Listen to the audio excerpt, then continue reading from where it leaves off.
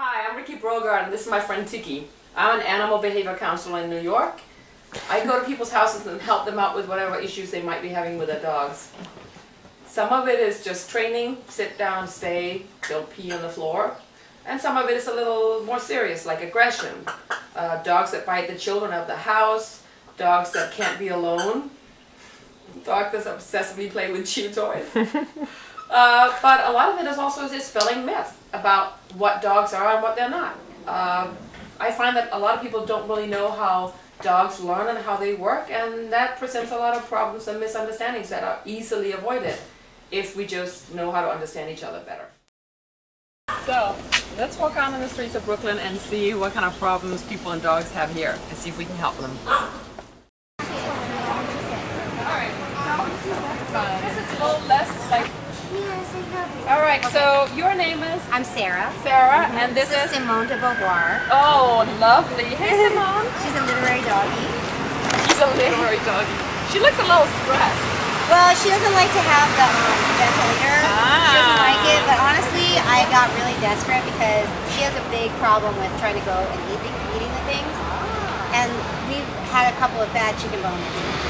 Basically, I've only had her like 2 months, and I had been using a harness. And it just got so every single walk there was like a fight or something. And so finally everybody was like, you gotta get the ventilator. So I got the ventilator, and it's definitely a lot easier. However, we've still had chicken bone issues. Okay. You know, she still can get it, but it's a lot easier to pull her back. Right. And like and it's like, I feel like it's like power steering. It is in a way. Like, the gentle leader is great for if you need to control your dog's head. So that's a good solution. The super ultimate best solution would be, and she's a new dog, so you haven't had her that long, you haven't had much of a chance to train her. The best solution would be if she knew to leave stuff. If you had a really solid drop it.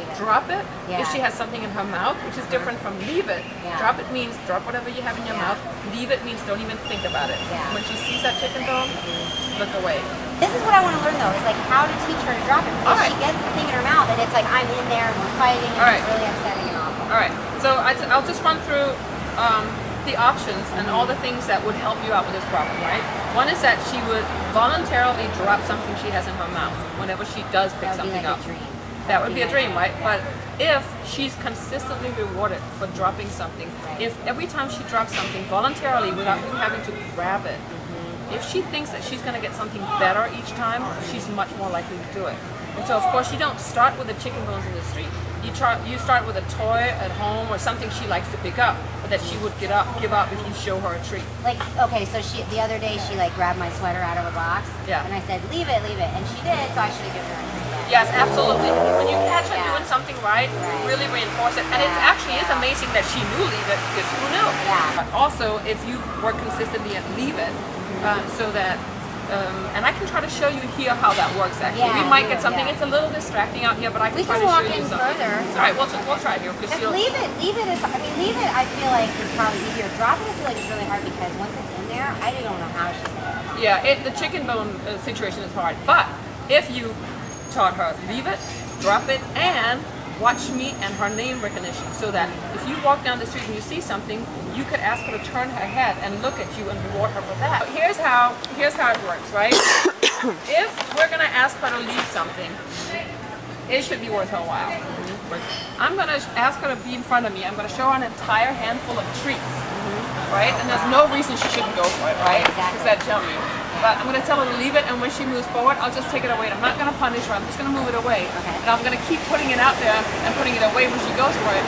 And eventually she realizes that doesn't really work for her, and she'll do something else. I don't care what she does. She can sniff the ground, she could sit down, she can lie down, she can move away. I don't care.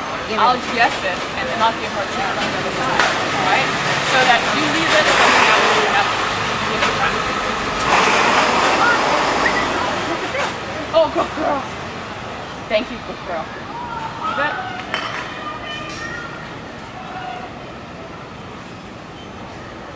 Yes, that was enough for me. It was a tiny hesitation.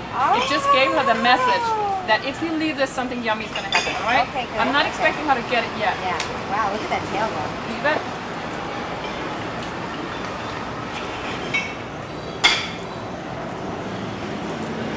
Yes.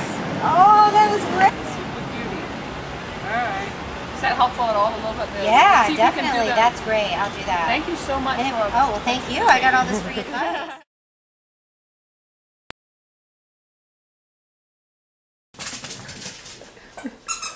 That dog is also a good dog. Tiki. There's a dog trainer here somewhere. She should be able to do something about that. Well, thank you, Ricky. Okay. I just want to see how bad it is if I have to do it again.